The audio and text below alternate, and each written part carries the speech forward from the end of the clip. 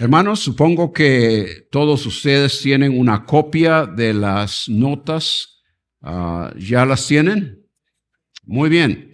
Y voy a animarles a lo que el hermano Montoya les mencionó.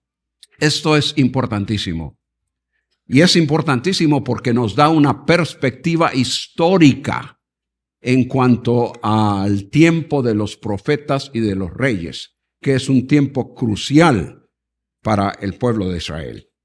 Y por las enseñanzas que ahí encontramos, un tiempo crucial, enseñanzas cruciales para nuestras vidas hoy. De manera que hemos descrito de una forma muy breve lo que vamos a estar estudiando en estos días como un breve panorama. Ustedes pueden leer ahí en sus notas un breve panorama del mensaje que los 12 profetas, conocidos como menores, proclamaron a Israel y a Judá durante el tiempo de la monarquía, así como también durante el tiempo del exilio y después del exilio. Ese tiempo, como dije, es muy importante. Ahora, ese ministerio comprende un periodo de aproximadamente 4 siglos, aproximadamente desde el año 800 más o menos al 400. Y como dije, esto ustedes podrán verlo aquí, porque, bueno, mañana vamos a hablar un poquito más en detalle de esto cuando todos, espero, ya tengan este esquema. Pero creo que necesitamos definir términos. Si vamos a estar hablando de profetas, y por profetas entendemos a alguien que profetiza o profetizaba, tenemos que entender entonces qué es profecía también. Y me aventuraría a decir que la mayoría de las personas tiene un concepto limitado de lo que es en realidad profecía. Profecía es mucho más que predecir el futuro o anunciar algo que vendrá en el futuro. Hemos definido aquí profeta como una persona que recibe revelación de Dios y en cuyo nombre la comunica a otros. Y creo que un pasaje clave para entender ese aspecto de recibir un mensaje de Dios para comunicarlo a otros, lo encontramos en Éxodo capítulo 4, versículo 10 al 16. Este es el pasaje cuando el Señor está enviando a Moisés para que le hable a Faraón. Pero Moisés comienza a poner excusas diciendo que no soy hombre de fácil palabra, ni antes ni ahora que tú me has hablado. Se me traba la lengua, no puedo hablar bien delante de otros. Y obviamente en el versículo 11 el Señor le da a entender que Él es quien hizo la boca, hizo a todo el ser, y de manera que estando Él con Moisés no debería de tener ningún problema. En versículo 12. Aún así, versículo 13, Moisés dice: de todas maneras, Señor, mejor envía otro. Versículo 14. Entonces Jehová se enojó contra Moisés y dijo: ¿no conozco yo a tu hermano Aarón, levita, y que él habla bien?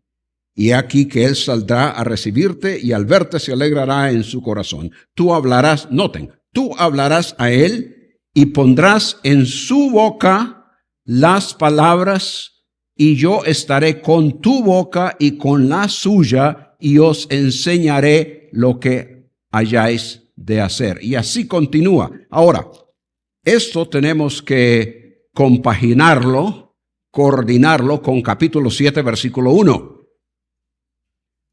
Jehová dijo a Moisés: mira, noten ustedes, yo te he constituido Dios para Faraón, y tu hermano Aarón será tu profeta.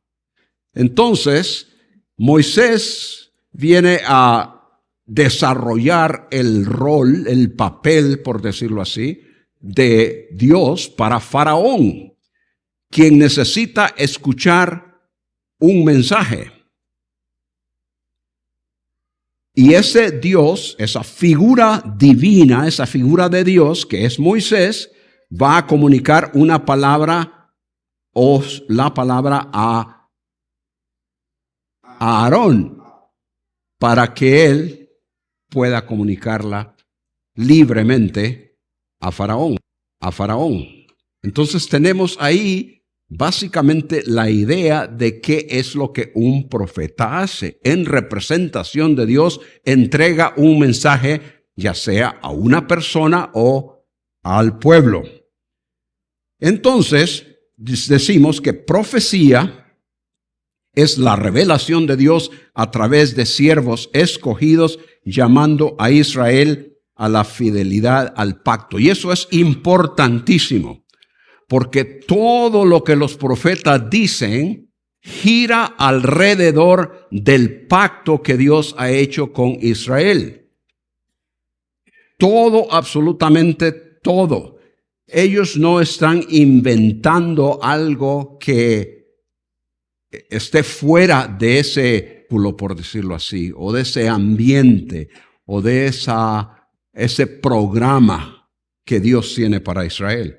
Todo gira alrededor y está centrado en el pacto. Entonces, están llamando al pueblo a fidelidad al pacto y a la vez advirtiendo, anunciando la alternativa.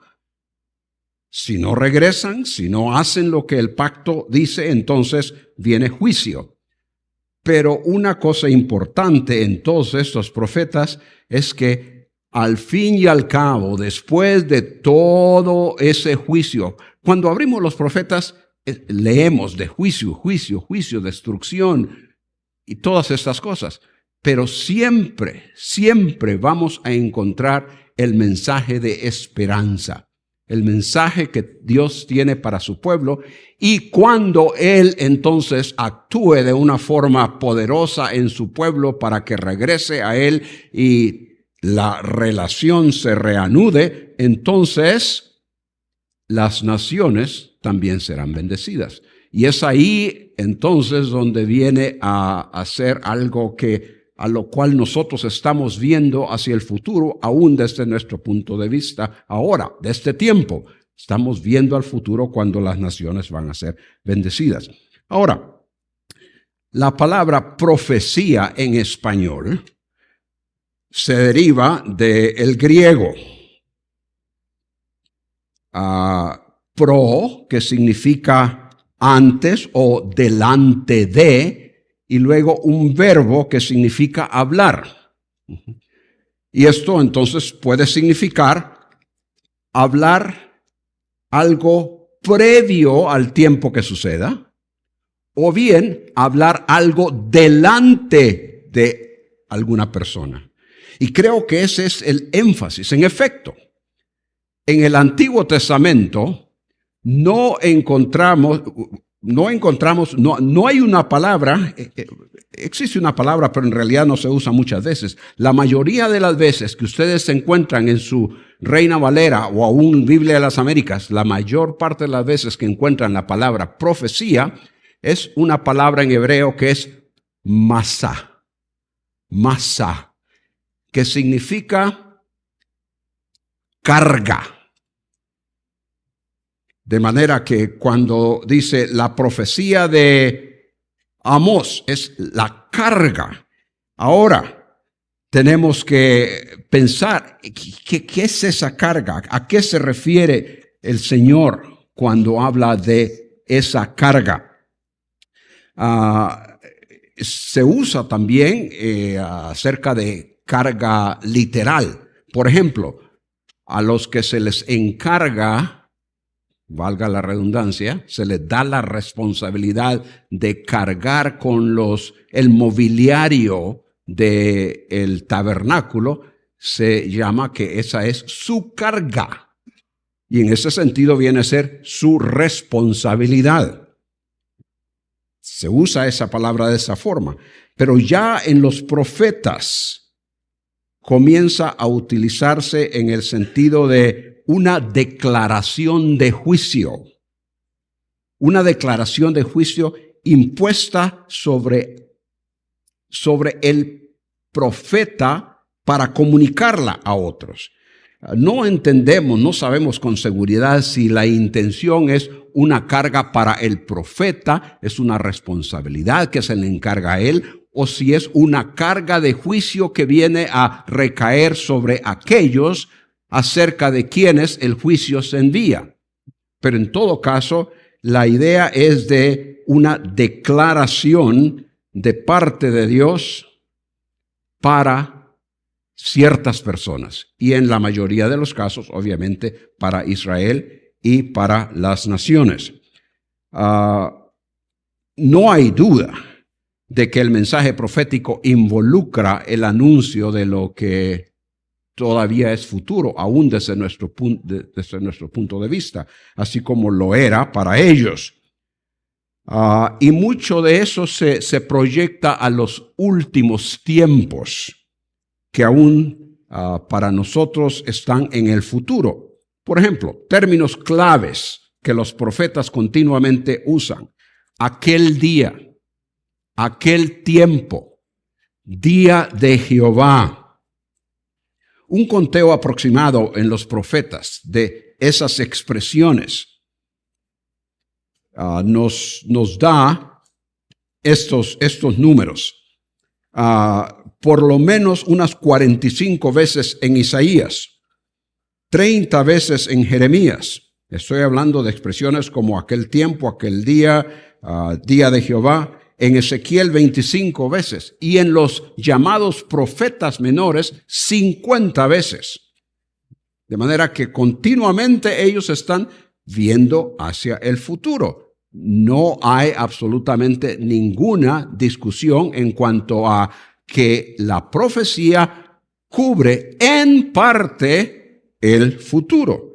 Pero como dije anteriormente, profecía es mucho más que el futuro.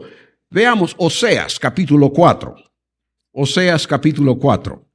Y aquí tenemos un ejemplo excelente de las diversas partes de lo que la profecía implica y cubre. Oseas capítulo 4. Oseas, en el orden que lo tenemos en nuestras Biblias, viene a encabezar ese grupo de 12 profetas que se les denomina menores. Oseas, versículos 1 al 10. Voy a leer mayormente de la Biblia de las Américas. Ustedes tienen ahí seguramente Reina Valera, pero si hay alguna variación, esa es la razón. Estoy leyendo de la Biblia de las Américas. Dice en los versículos 1 y 2, escuchad la palabra de Yahweh, hijos de Israel, porque Yahweh tiene querella contra los habitantes de la tierra, pues no hay fidelidad, ni misericordia, ni conocimiento de Dios en la tierra, solo hay perjurio, mentira, asesinato, robo y adulterio, emplean la violencia y homicidios tras homicidios se suceden. ¿De qué está hablando? ¿Está hablando del futuro? No, está hablando del presente, de la situación que se está dando en Israel en esos momentos, en ese tiempo. Es una declaración de la situación presente a través de un profeta del Señor. Los versículos 3 y 4. Por eso la tierra está de luto y languidece todo morador en ella, junto con las bestias del campo y las aves del cielo. Aún los peces del mar desaparecen. Ahora noten, pero que nadie contienda ni nadie reprenda, porque tu pueblo es como los que contienden con el sacerdote. Aquí está dando una exhortación. Ahora, en estos momentos, en vista de lo que sucede, el Señor pone a esta tierra como de luto. Todo está languideciendo. Y luego la exhortación es, pero que nadie contienda, que nadie venga a contender, armar pleito con los sacerdotes. Es una exhortación. Versículo 5. Tropezarás de día y tropezará también el profeta contigo de noche y destruiré a tu madre. Ahí sí, la misma forma verbal nos indica que está hablando de el futuro. Esto sucederá. Ahí sí ya es futuro. Luego pasa a los versículos 6 al 10. Mi pueblo es destruido por falta de conocimiento. Ahora noten, por cuanto tú has rechazado, está hablando ahora de lo que ha sucedido en el tiempo pasado. Has rechazado el conocimiento, yo también te rechazaré para que no seas mi sacerdote. Como has olvidado, pasado, la ley de tu Dios, yo también me olvidaré de tus hijos. Cuanto más se multiplicaron, pasado, más pecaron contra mí. Cambiaré pues su gloria en afrenta. Del pecado de mi pueblo se alimentan, es decir, los sacerdotes, con todas los sacrificios que traen. Entonces los sacerdotes están contentos porque tienen más que comer. Pero eso es lo que está sucediendo. Entonces, en vista de todo eso, cuando llega al capítulo 14. Vamos al capítulo 14. Capítulo 14, versículos 1 y 2. Vuelve, oh Israel, a Jehová tu Dios, porque por tu pecado has caído. Llevad con vosotros palabras de súplica y volved a Jehová. ¿Qué tenemos aquí? Aquí entonces, en vista de todo lo que les ha dicho, que tiene que ver con el presente, tiene que ver con el pasado, tiene que ver con exhortación que se le está dando, anuncio del futuro, en vista de todo eso, ahora les hace un llamado al arrepentimiento. ¿Cuándo? Ahora, en el presente.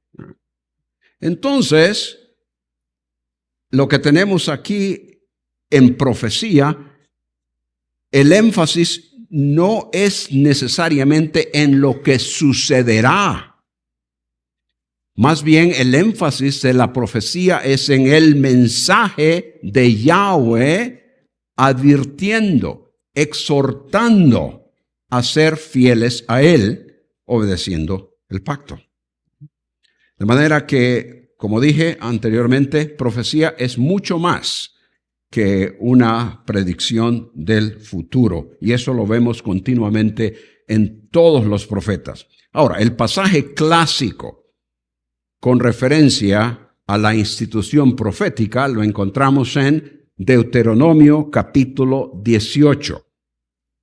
Capítulo 18, versículos 15 al 22. En el capítulo 17, el Señor comienza explicando quiénes serían los responsables de instruir al pueblo. Y habla de sacerdotes.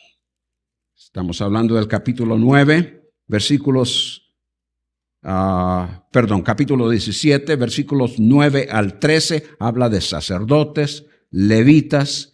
Ellos serían responsables por enseñar la ley, lo que había sido ya revelado, que en este caso había sido revelado a otro profeta, Moisés. A Moisés se le llama profeta, a Abraham se le llama profeta. De manera que no solo los profetas que tenemos en los libros conocidos como proféticos son profetas, también se usa de otras personas. En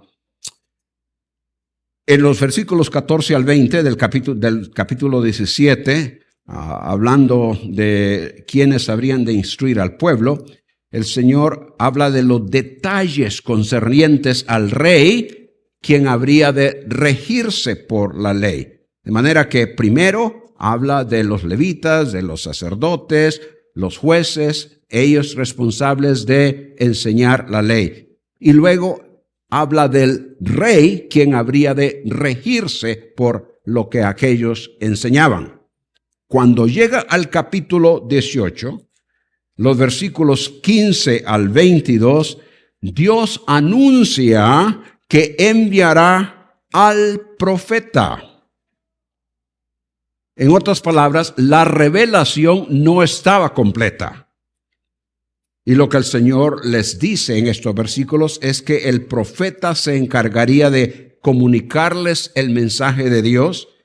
El profeta les declararía lo que Dios le mandare, pero obviamente no se llevaría a cabo de una vez.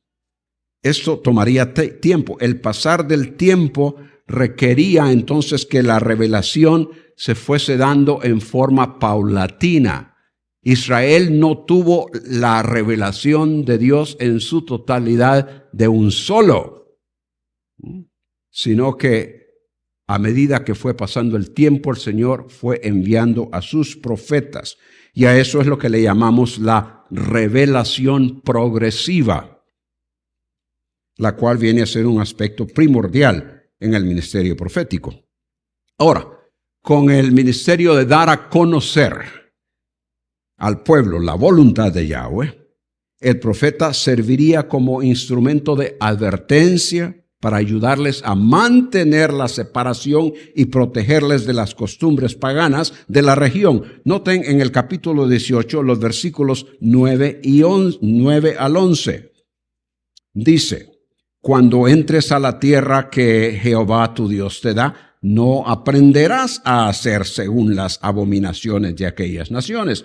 No sea hallado en ti quien haga pasar a su hijo o a su hija por el fuego, ni quien practique adivinación. En otras palabras, ellos habrían querido saber algo de lo que les esperaba en aquella tierra. Bueno, el Señor dice que nadie practique adivinación, ni agorero, ni sortílego, ni hechicero, ni encantador, ni adivino. Entonces, ¿cómo sería? Sería por medio de el profeta. Versículo 15. Profeta de en medio de ti, de tus hermanos, como yo, te levantará tu Dios, Jehová tu Dios. A él oiréis. De manera que el profeta habría de servir para protegerles de las costumbres paganas de la región. Ahora pasamos a elementos claves en sus notas, elementos claves en la interpretación de los profetas. El contexto histórico, obviamente. Los mensajes proféticos no fueron dados en un vacío, apartado, aislado de la vida de Israel y de las culturas alrededor. Más bien, en medio de circunstancias que tenían que ver con la vida diaria, significado, para el tiempo mismo cuando fueron dados. Por ejemplo, Zacarías y Ageo estuvieron en un tiempo en el cual un grupo de personas habían regresado del cautiverio babilónico y se hacía necesario algo para poder continuar una relación correcta con el Señor. ¿Qué sucedió cuando los babilonios vinieron y destruyeron Jerusalén? Bueno, destruyeron el templo también. Entonces, una vez que han regresado, una cosa de primordial importancia viene a ser la reconstrucción del templo, y Zacarías y Ageo están en ese contexto. Es en ese contexto histórico. Ellos predican, declaran la palabra del Señor en conexión con esa situación, ese momento. Y obviamente en medio de eso, el Señor les comunica ciertas cosas que se llevarán a cabo en el futuro. Pero todo aquello tendría que ver en esos momentos con lo que Israel tenía que hacer, o Judá tenía que hacer en la reconstrucción.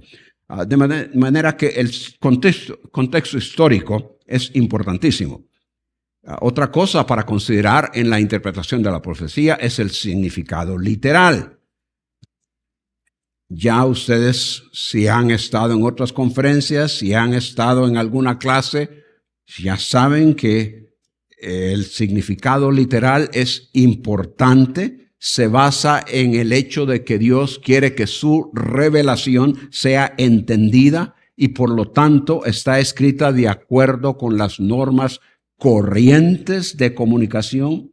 Entonces, interpretar literalmente significa entender y explicar lo que se comunica en el sentido normal y usual de las palabras.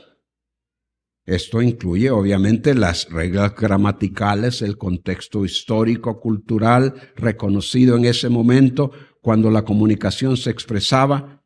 Y esto obviamente no significa que no hay lenguaje figurado o que el lenguaje figurado esté ausente. No.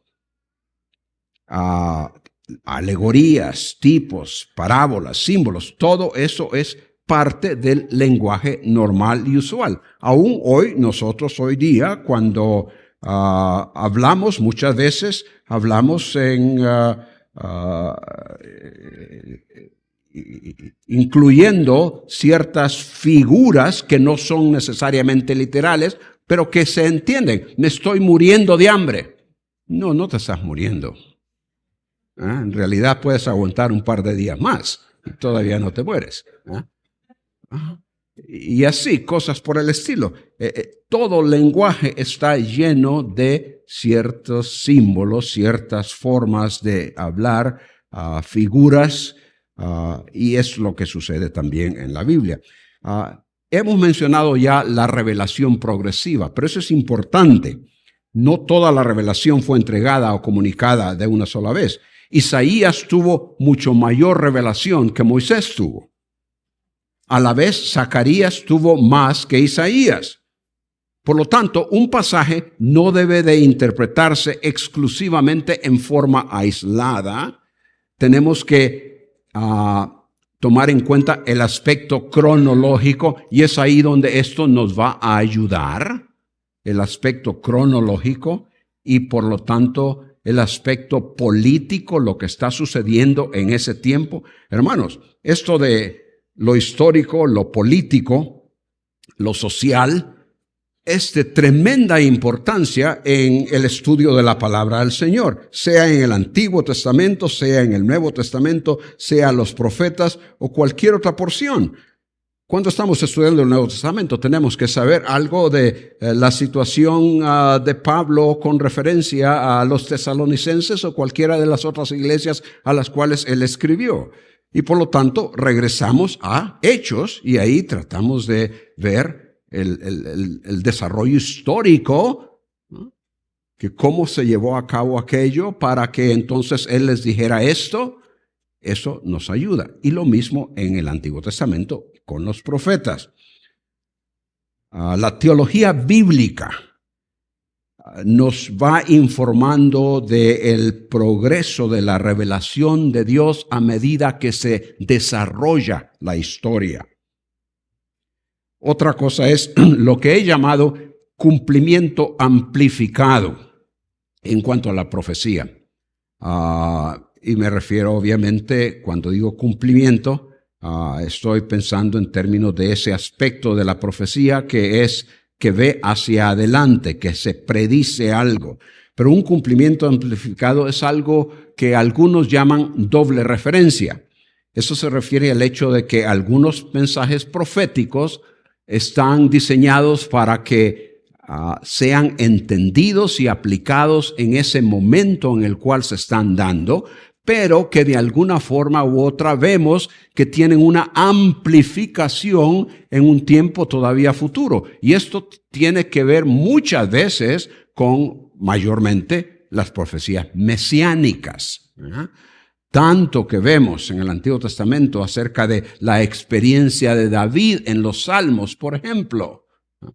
Son cosas que él experimentó en cierta forma, pero que vienen a totalmente, completamente cumplirse en la persona del Mesías. Y eso es lo que llamo un cumplimiento amplificado. Ahora bien, en lugar de los profetas menores en el canon, El Antiguo Testamento se divide, como ustedes ya saben, la ley, los profetas y los escritos.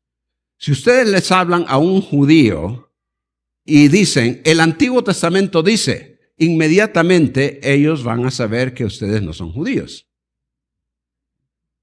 Porque para ellos es el Tanakh, que es como un acróstico de las 3 letras que vienen del hebreo, que corresponden al español, pero que proceden del hebreo, de esto, la ley, Torah, con una T diríamos, luego profetas, Neviim, una N, y luego Ketuvim, escritos, sería una K o una C, insertándole las vocales, como por lo general hacen los hebreos, entonces tiene Tanakh, y ahí está. Esas son las 3 partes de lo que nosotros llamamos Antiguo Testamento.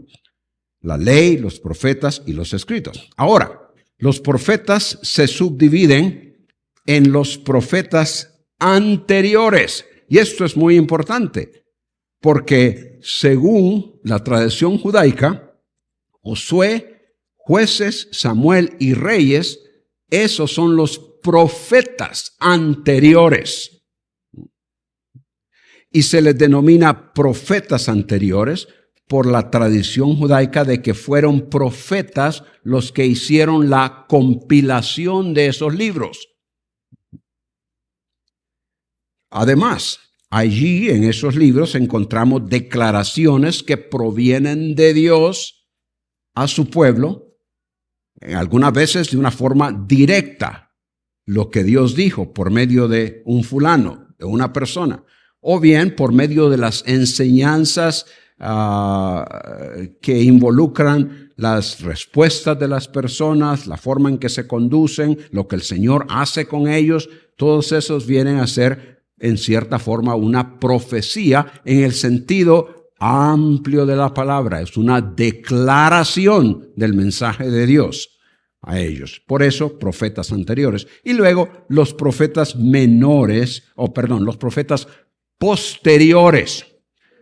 Los profetas posteriores que comprende los 3 grandes, Isaías, Jeremías y Ezequiel, y los 12 menores. Ahora, no son menores porque son de menor importancia. Son menores porque sus escritos vienen a tener una menor extensión, digamos, en cuanto al material. El libro de Isaías, por ejemplo, tiene más material que todos los 12 profetas, todos los 12 menores. Entonces, en ese sentido se les ha llamado menores. Ahora, el tiempo cuando los profetas menores ministraron, ya mencionamos anteriormente, y esto lo vamos a poder ver un poquito de una forma más gráfica mañana cuando ustedes tengan esto, aproximadamente del año 800 antes de Cristo al año 400. Cada profeta tiene ciertos puntos históricos de referencia que nos orientan al tiempo cuando ellos ministraron. Esto es lo que llamamos la evidencia interna en cada uno de sus escritos. Es decir, que los profetas mismos, lo que los profetas mismos dicen acerca de sucesos o personajes cuyo tiempo puede fecharse con gran certeza. Y he puesto en sus notas estos primeros 4, Oseas, Amós, Miqueas y Sofonías, y de esto pueden acordarse porque el nombre Amós prácticamente viene a formar un acróstico del nombre de los 4 profetas. Amós, el primero. Segundo es Miqueas, Oseas y Sofonías. Esos 4 nombran reyes de Israel o de Judá o de ambos, en cuyo tiempo ellos ministraron. Y una vez que nos dicen que fue en el tiempo de X rey, de capital de cualquiera de los dos reinos, inmediatamente nosotros, en base a la cronología que los expertos han podido desarrollar, podemos ya tener una buena idea los años cuando ellos ministraron, o el tiempo cuando ellos ministraron. Ahora, Jonás y Nahum sabemos definitivamente que profetizan contra Nínive. Y a Jonás se le menciona en Segunda de Reyes 14:25 en conexión con una profecía cumplida por el rey Jeroboam. Jonás predijo que Jeroboam II habría de recuperar cierto territorio en el norte que había sido acaparado por Asiria anteriormente. Entonces, eso se lleva a cabo y Jonás podemos fecharlo en ese tiempo de Jeroboam II. Nahum nos da, cuando lleguemos ahí vamos a ver exactamente qué, pero Nahum nos da una referencia histórica que sabemos cuándo se llevó a cabo y por lo tanto nos da una buena idea de cuándo fue que él profetizó. Habacuc menciona la inminente amenaza de los caldeos o babilonios. Y eso nos indica también el tiempo cuando él le habría estado ministrando. Abdías anuncia el juicio sobre Edom y dice, por la injuria a tu hermano Jacob. Ahora, Abdías y Joel son los dos profetas en los cuales hay diferencia de opinión en cuanto a los estudiantes del Antiguo Testamento o del Tanakh, en cuanto a cuándo es que ministraron. Por ejemplo, ustedes verán mañana que aquí se les pone en cierto tiempo. En lo personal no estoy de acuerdo con el tiempo que se ponen ahí.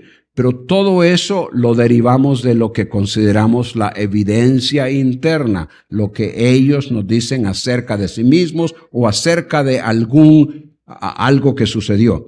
Habacuc, Abdías, luego Ageo y Zacarías, definitivamente, no hay problema. Ellos especifican la fecha del comienzo del ministerio y dicen el segundo año de Darío, rey de Persia.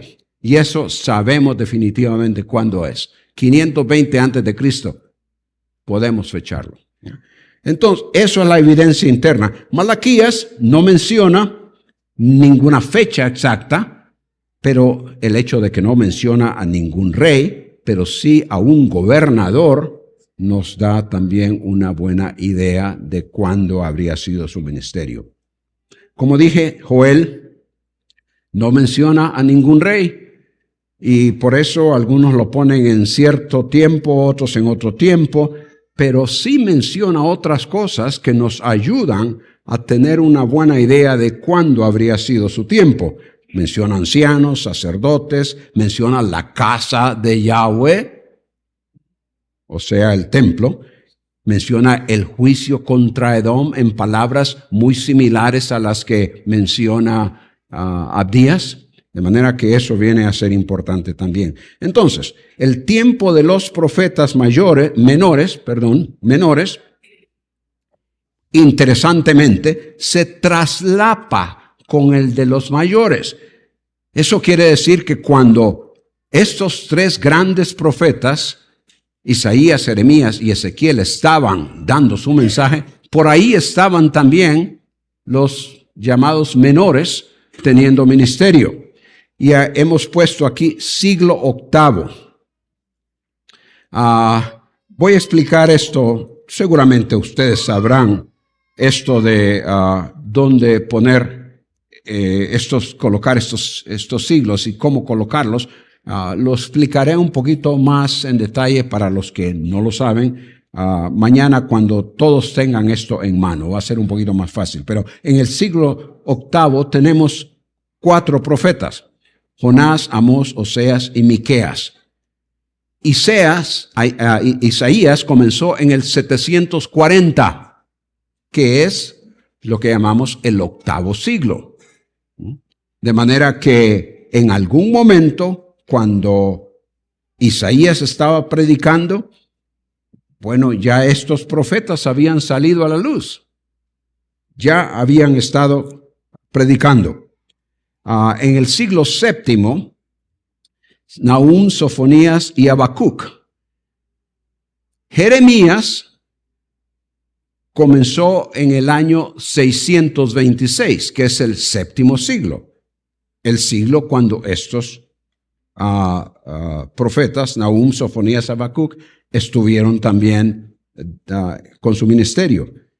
El ministerio de Jeremías obviamente fue muy extenso, desde 626, como dije, hasta después de 586, que fue cuando Jerusalén fue destruida por los babilonios. De manera que un ministerio muy, muy extenso de parte de él. Ezequiel también comenzó en el siglo VI, al principio, 593 es la fecha de Ezequiel, de manera que Abdías anduvo ahí por ese tiempo también, quizás un poco más tarde que Ezequiel, o aún cuando Ezequiel estaba predicando.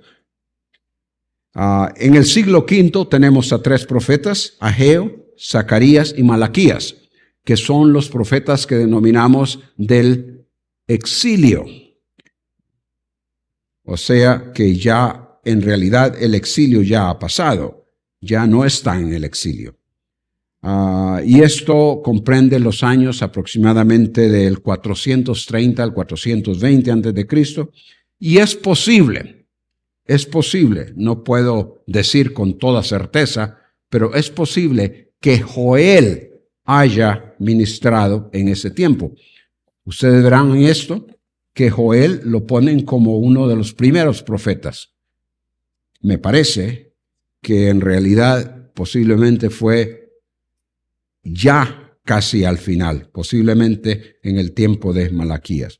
Entonces, como dije, tradicionalmente a Abdías y a Joel se les considera de los primeros profetas, pero la evidencia interna apunta más hacia el tiempo del exilio para Abdías y el post-exilio para Joel.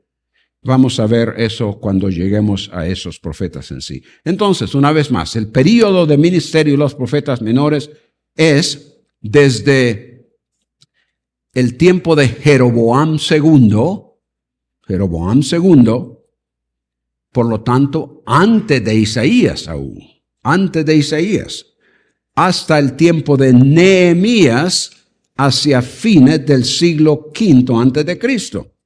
Y como he puesto ahí en números redondos del 800 al 400, quizás 830 al 420, por ahí. Los profetas entonces en un periodo de 4 siglos denunciaron el pecado de Israel, el cual básicamente fue violar continuamente las estipulaciones del pacto. Por eso, el mensaje de los profetas enfatizó un llamamiento al arrepentimiento. Han violado el pacto. Se hace necesario arrepentirse. Y junto con eso, la advertencia de las consecuencias de no hacerlo. Las consecuencias de la incredulidad y la desobediencia.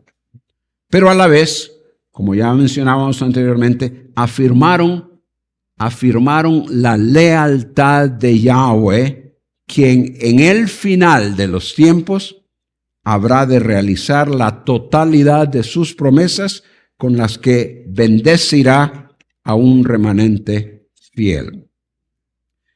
Esto a manera de introducción en forma general. Ahora, comencemos con quien personalmente creo que fue el primero de los profetas escritores. Jonás. Y en realidad no el primero de los escritores en sí, sino que el primero de los profetas acerca de quién su ministerio se escribió, porque dudo personalmente de que Jonás haya escrito Jonás. creo que alguien más lo hizo después de que la historia le fue revelada por el Espíritu Santo a esa persona. Pero Jonás obviamente es uno de los profetas menores mejor conocidos. Si alguien sabe algo acerca de los profetas menores, sabe acerca de el pez que se tragó a Jonás. Pero hay más que eso. El anuncio de juicio contra Nínive por medio de un profeta a quien Yahweh tiene que coaccionar, tiene que apretarle las tuercas para que cumpla el ministerio que se le ha encargado. Y ese es el caso de ese siervo o profeta que rehúsa obedecer. Ya conocemos la historia. Jonás desobedece el mandato del Señor y agarra en dirección contraria a lo que el Señor le ha mandado. Pero entonces, por medio de las circunstancias, el Señor le enseña sumisión a la voluntad divina, y aunque obedece la segunda vez, cuando se le da la misma orden que al principio, Jonás lo hace de mala gana, con desagrado, y Dios le somete a circunstancias incómodas para enseñarle. Y aquí es donde creo que entra algo muy importante, no solo en cuanto al libro de Jonás en sí, sino en cuanto a todo el ministerio profético. Le somete a circunstancias incómodas para enseñarle el deseo divino de extender misericordia a un pueblo que necesitaba aprender del poder del Dios de Israel y someterse a él. Como he puesto ahí, tradicionalmente se dice que el mismo Jonás lo escribió, pero es posible que alguien más haya escrito el relato de lo sucedido con el profeta. Ahora, la fecha, el texto no la indica, pero en base a esa referencia que ya mencionábamos de Segundo de Reyes, 14:25, la evidencia interna del libro nos indica que fue en la primera mitad del siglo VIII. Ahora, consideraciones para la fecha. Y esta va a ser el mismo, esto que ustedes ven aquí, va a ser el mismo patrón que vamos a estar viendo acerca de cada uno de estos profetas. El resumen del contenido, el autor, la fecha, consideraciones para la fecha, y así sucesivamente.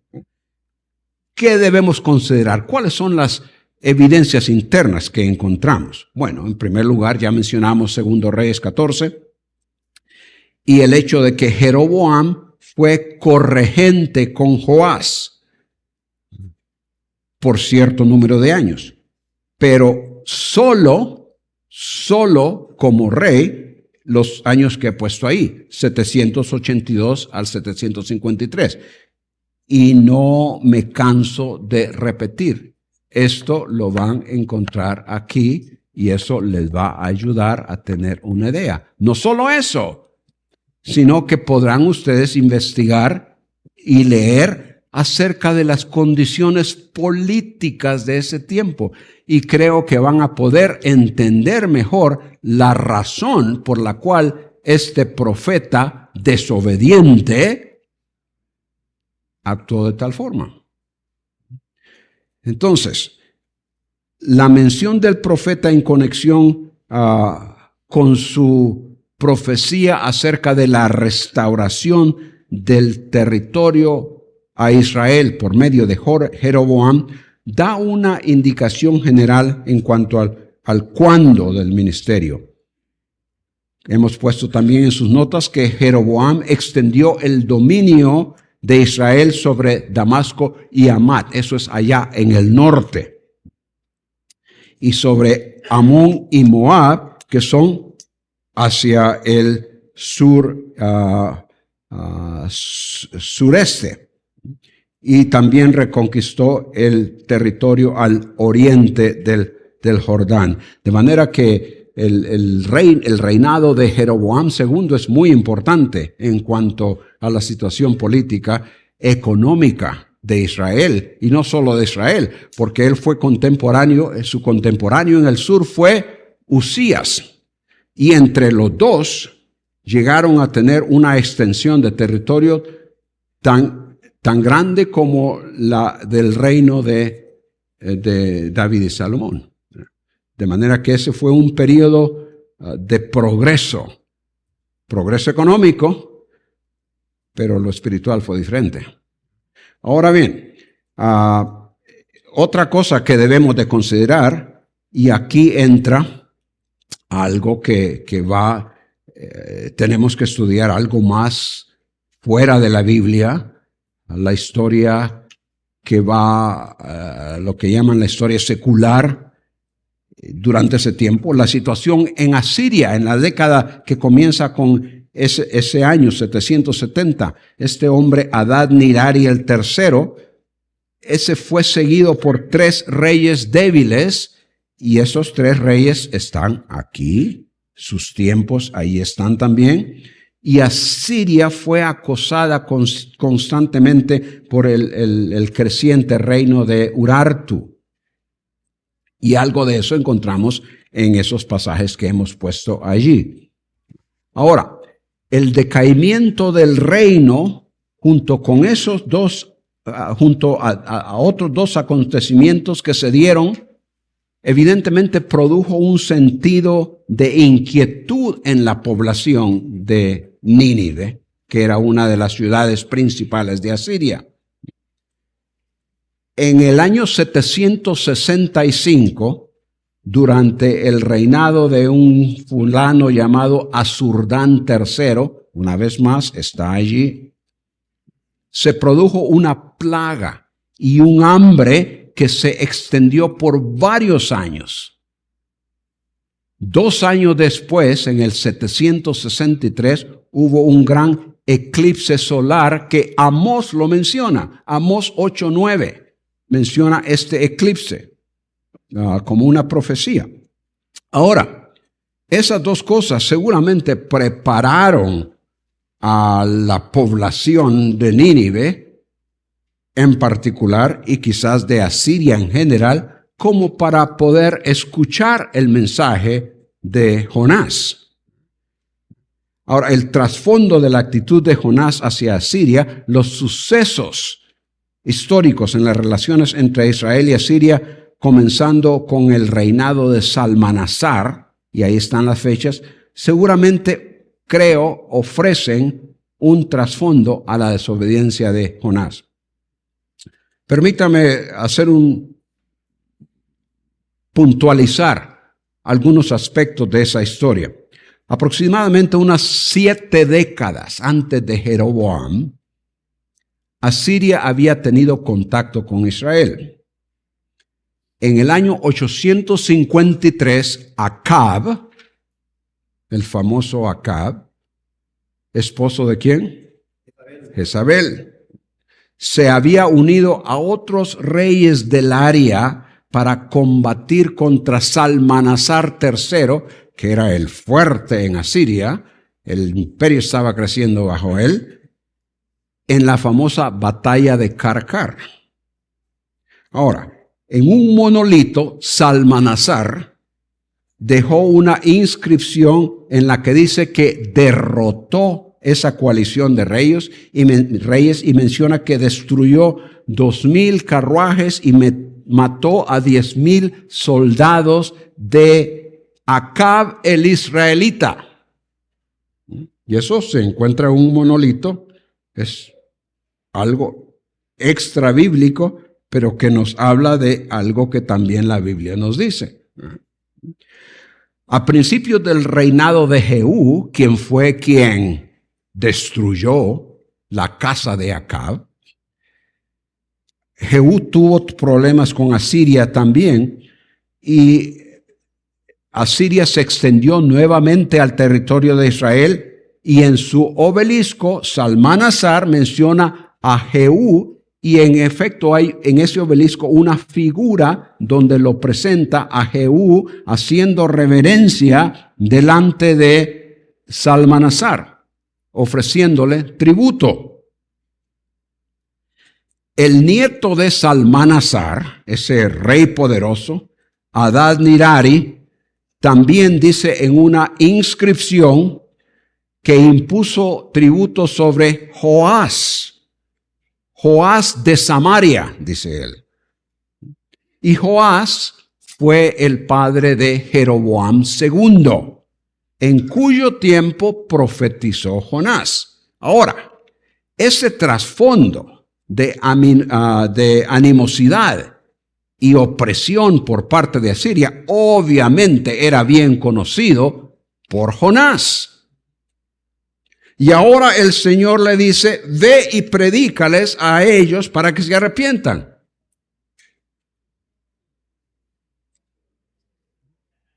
No, Señor. ¿Para qué? Que se mueran. Seguramente hasta lo mejor pidió que lloviera fuego del cielo.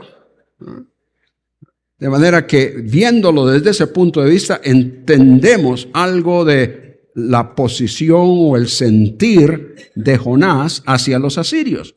Nínive era una importante ciudad de Asiria, no era la capital. En ese tiempo, Asur era la capital, pero Nínive era considerada una ciudad real, donde el emperador tenía un palacio y por lo tanto de gran importancia en el imperio. Luego he puesto ahí en sus notas también algo acerca de el tiempo cuando Jeroboam reinó, 41 años, y durante su reinado Asiria había entrado en un periodo de decadencia. Fue en ese tiempo que apareció Jonás y una vez más él anunció el restablecimiento de la frontera hacia el norte. Ahora, la irresponsabilidad, considero que hubo irresponsabilidad de Israel hacia Yahweh y hacia las naciones. En el ministerio encargado a Jonás y en la desobediencia del profeta vemos la intención divina a la luz de la posición de Israel ante Yahweh.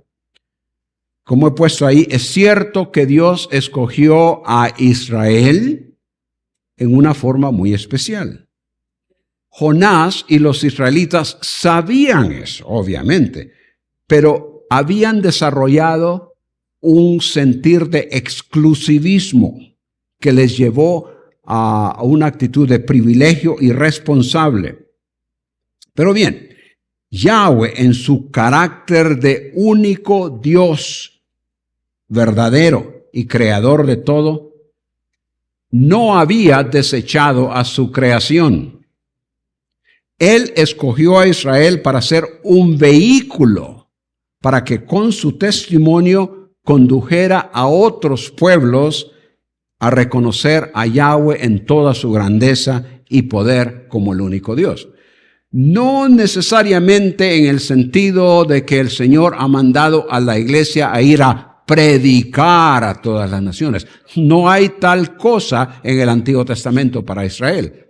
Pero sí, el Señor quería que por el testimonio de Israel, por la forma en que ellos obedecían el pacto y veían las naciones la forma en que Dios bendecía a este pueblo, entonces que ellos vinieran a reconocer lo que el Señor era.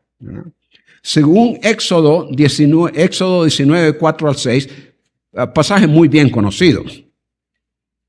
Es cuando el Señor le dice que me seréis un reino de sacerdotes y gente santa. Él les da esa responsabilidad porque el Señor les dice que aunque a ellos los ha escogido en esa posición especial, dice Él, toda la tierra es mía. De manera que el Señor no había desechado a la tierra, al resto de los pueblos. Como dije, ellos servirían a Yahweh con su testimonio. El escritor del Salmo 67 comprendió esto. Lean el Salmo 67 y se van a dar cuenta. Para que sea tu nombre conocido en todas las naciones. El escritor del Salmo 67 entendió eso. Salomón lo entendió. porque en el tiempo cuando él dedicó el templo, es cierto que hizo referencia a Israel como tu pueblo, Yahweh, el Dios de Israel. Mencionó la posición especial de Israel ante Dios, las promesas de Yahweh a David. Pero también oró para que Yahweh escuchara y respondiera a la oración del extranjero que llegara, aquel que sin pertenecer a Israel reconociera la grandeza y el poder de Yahweh y se acercara al templo a orar. Ahora bien, aunque la importancia de la relación de Israel con Yahweh es prominente en la oración de Salomón, él, es decir, Salomón, reconoció que lo sobresaliente en ello no era Israel en sí, sino que Yahweh en toda su grandeza.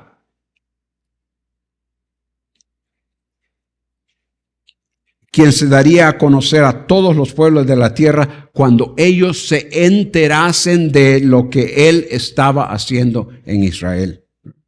De manera que la relación de Yahweh a Israel, manifestada en todas las bendiciones que él traería sobre ellos, sería el testimonio para que otras naciones reconocieran lo que él es y por lo tanto llegaran a él. Y en esto Salomón estaba haciendo eco, creo, al pensamiento de Deuteronomio 4, 5 al 8. Veamos eso.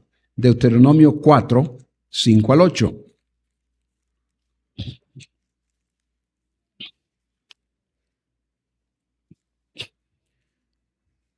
Mirad, yo os he enseñado estatutos y decretos, como Jehová mi Dios me mandó, dice Moisés, para que hagáis así en medio de la tierra en la cual entráis a tomar posesión de ella.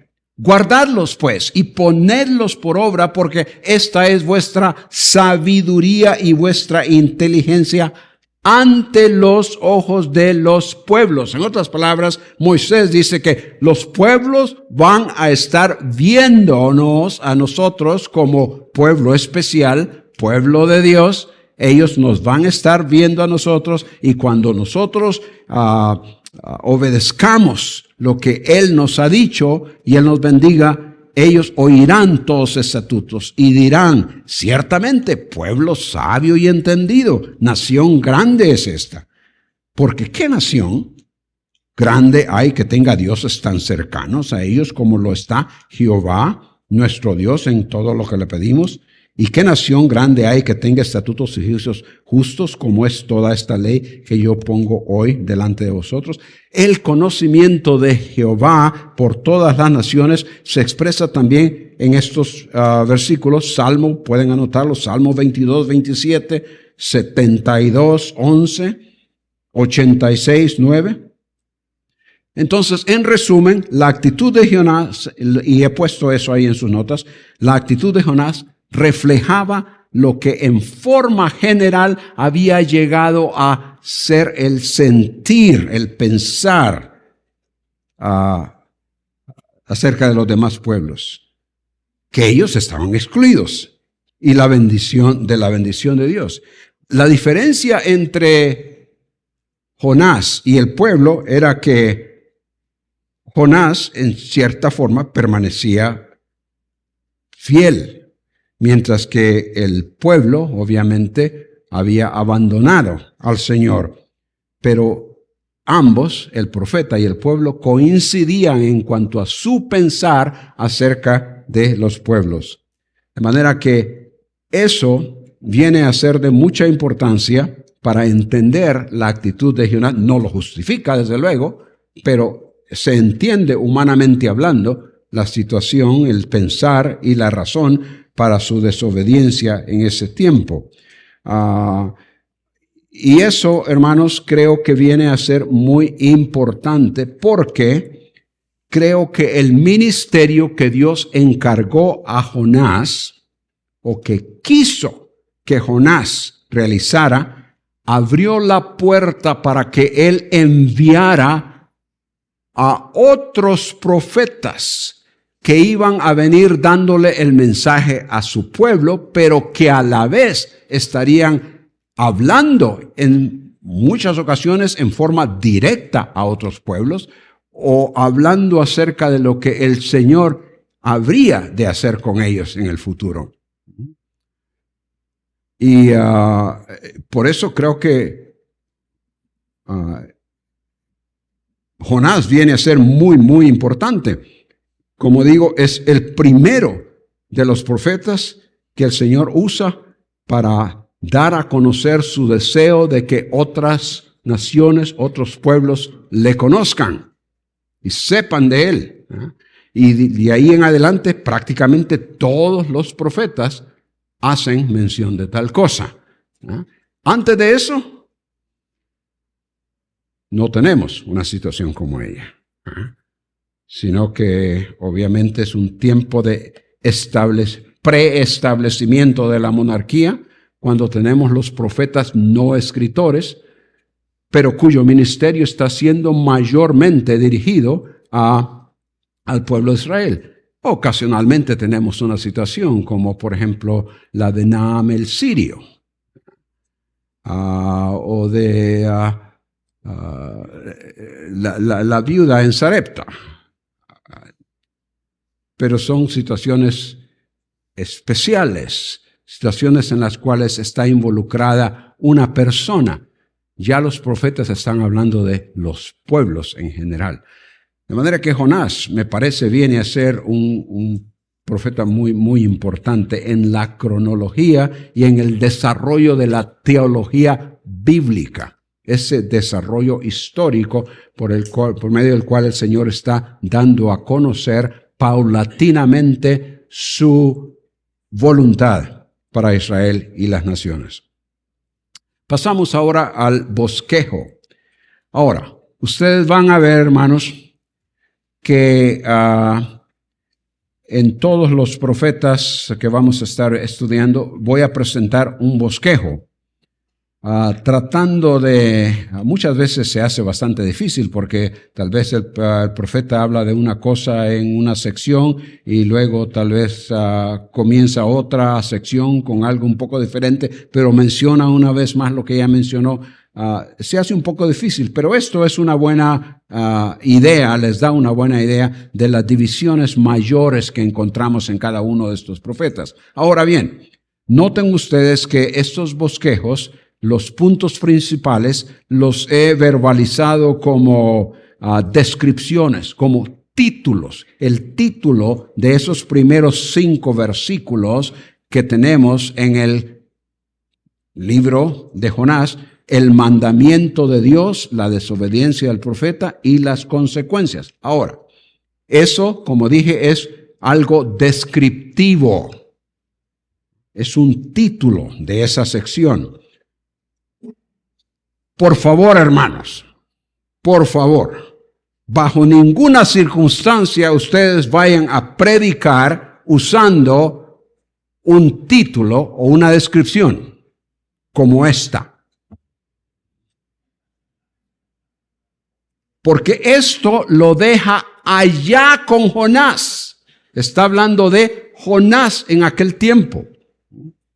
Pero de esta descripción podemos derivar un principio aplicable a nosotros hoy.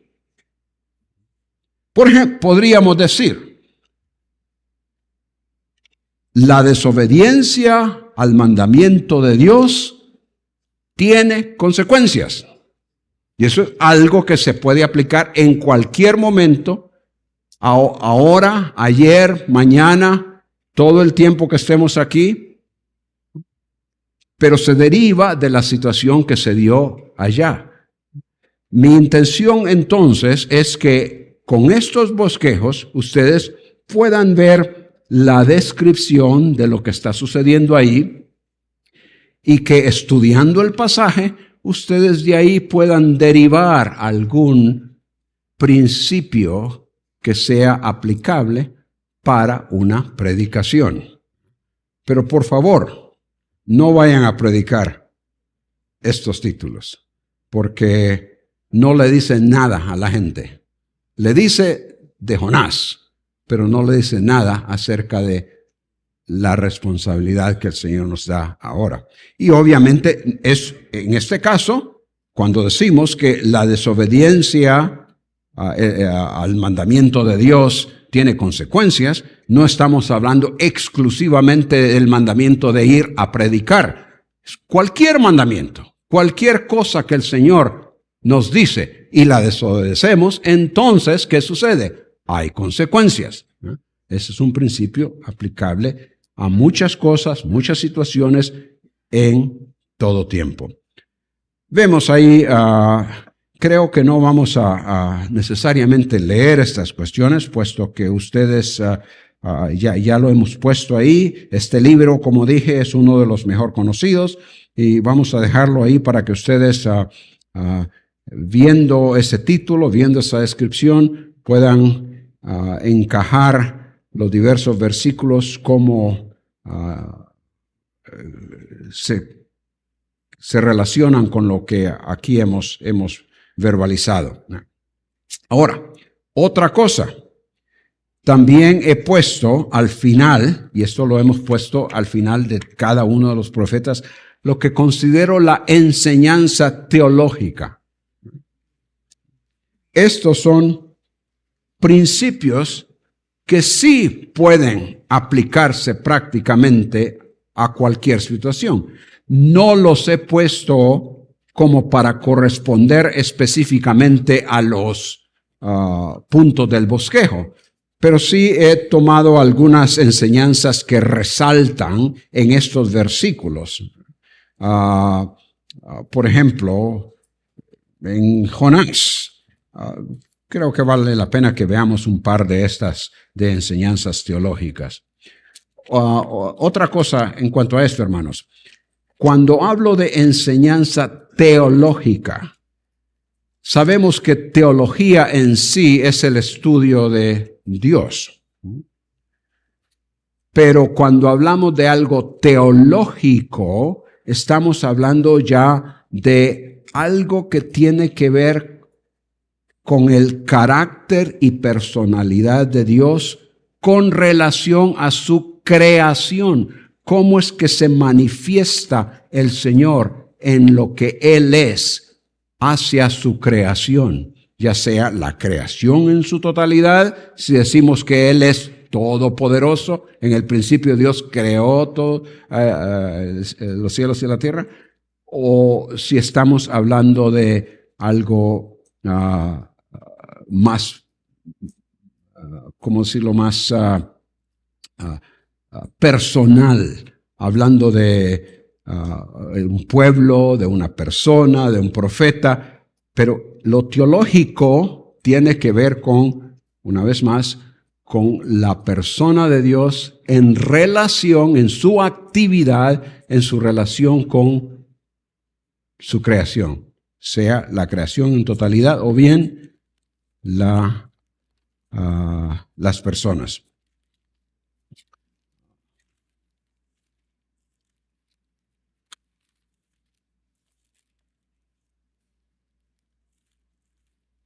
Bien, veamos Jonás, bien conocidos estos versículos. Vino palabra de Yahweh a Jonás, hijo de Amitai, diciendo: levántate y ve a Nínive, aquella gran ciudad, y pregona contra ella, porque ha subido su maldad delante de mí.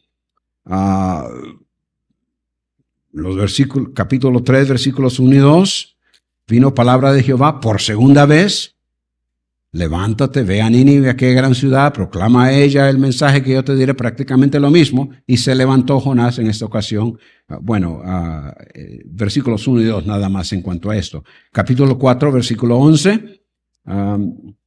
Y no tendré yo piedad, con esto termina el libro, haciéndole ver a Jonás el sentir del Señor hacia esta ciudad, hacia pobladores de esta ciudad. No tendré yo piedad de Nínive, aquella gran ciudad donde hay más de 120,000 personas los que no saben discernir entre su mano derecha y su mano izquierda y muchos animales. Dios usa a sus siervos para dar a conocer su misericordia. Es un principio que podemos derivar de eso y es en realidad una enseñanza teológica, porque está explicando lo que el Señor quiere hacer, en este caso específicamente, con Nínive, con los ciudadanos de Nínive. Veamos la enseñanza teológica número 2, ahí, versículos 12 al 17 del capítulo 1. Él le respondió, hablando de Jonás: tomadme, echadme al mar. Bueno, ya conocemos eso. Yo sé que por mi causa ha venido esta gran tempestad. Y aquellos hombres trabajaron para hacer volver la nave a tierra, mas no pudieron. Versículo 14. Clamaron entonces a Yahweh y dijeron: te rogamos ahora, Yahweh, que no perezcamos nosotros por la vida de este hombre. Versículo 15. Tomaron a Jonás, lo echaron al mar. Versículo 16. Y temieron a aquellos hombres a Yahweh con gran temor y ofrecieron sacrificio, pero Yahweh tenía preparado un gran pez que tragase a Jonás. Dios extiende su misericordia de acuerdo a su voluntad y propósito. Bueno, ¿cómo sabemos eso? Por lo que nos dice el resto del libro. Pero Yahweh tenía preparado un gran pez. ¿Por qué? Porque Yahweh quería realizar el propósito con eso. No lo iba a dejar morir en ese momento, porque él tenía un propósito para él.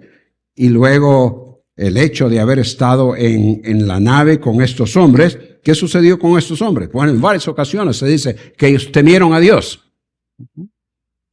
Hicieron sacrificios. No sabemos en realidad cuántos de ellos se fueron con su corazón convertido, pero la cosa es que el testimonio les llegó en cuanto a lo que Dios había hecho con este hombre, porque ellos se dieron cuenta que Yahweh era quien había permitido todo aquello. De manera que así vamos buscando esos principios que nos ayudan a determinar la enseñanza teológica. Muy bien. Bueno, creo que podemos comenzar con Amós, ya que tenemos bastante territorio que cubrir. Amós.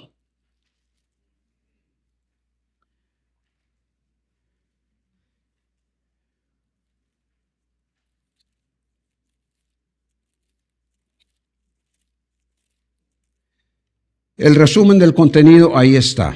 Y esto es muy importante.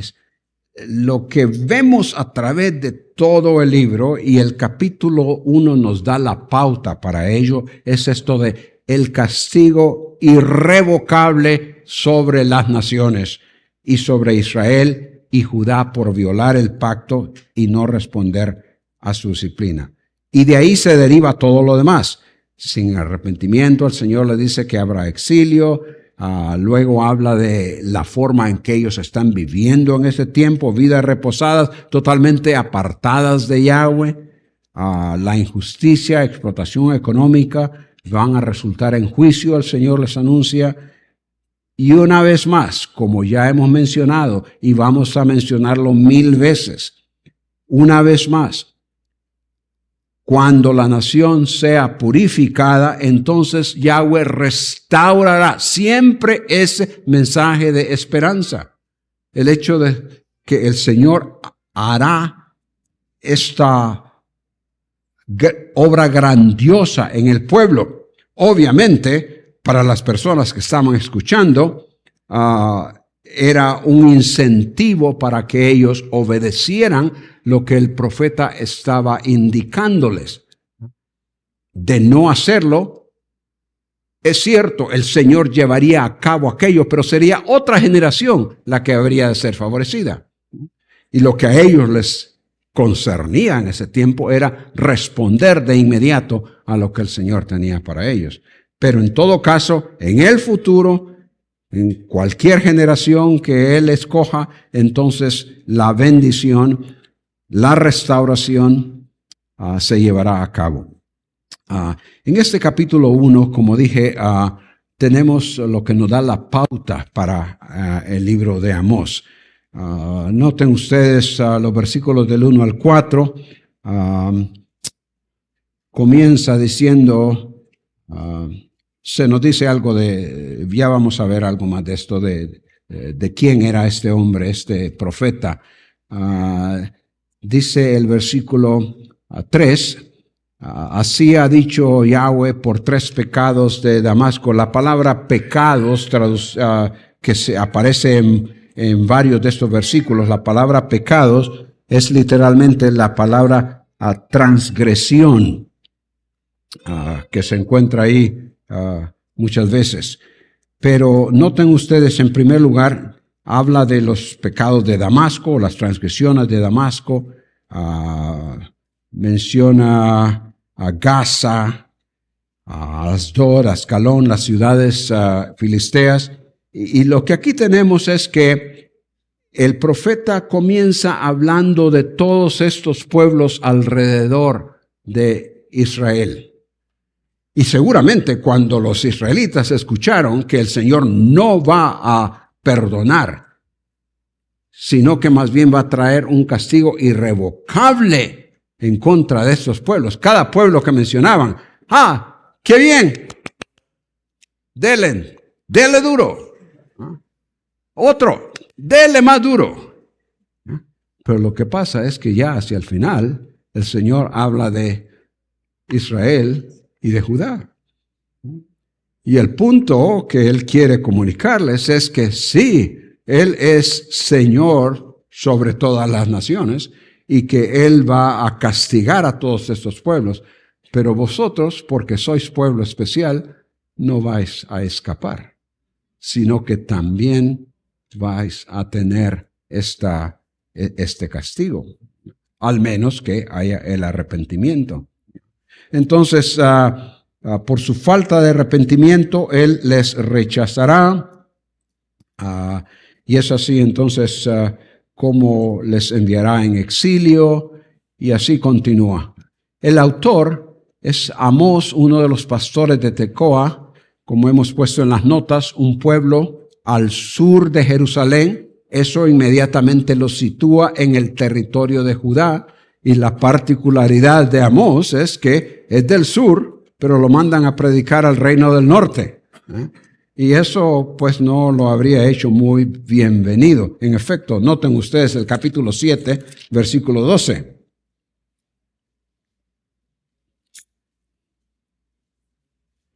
En realidad, comenzando desde el versículo 10, el sacerdote Amasías de Betel envió a decir a Jeroboam, rey de Israel, Amós se ha levantado contra ti en medio de la casa de Israel. La tierra no puede sufrir todas sus palabras, ya no aguantamos. Porque así ha dicho Amós, Jeroboam morirá a espada e Israel será llevado de su tierra en cautiverio. Y Amasías dijo a Amós, vidente, vete, huye a tierra de Judá y come allá tu pan y profetiza allá. Gánate la vida allá en tu tierra, no vengas aquí de extranjero a comerte lo que no te corresponde. No profetices más en Betel, porque es santuario del rey y capital del reino. Entonces no fue muy bienvenido, en primer lugar porque era del sur, y los reinos del norte y del sur estuvieron en continua pugna, excepto por periodos muy breves, y además el hecho de que la profecía era directamente en contra del rey del norte, este rey que en cierta forma era un rey poderoso, Jeroboam II. Su ministerio, como dijimos, fue primordialmente al reino del norte, pero brevemente, menciona a Judá, pero muy brevemente, y esto es en el capítulo 2, versículos 4 y 5. Pero lo hace en conexión con el castigo que el Señor va a traer a Judá.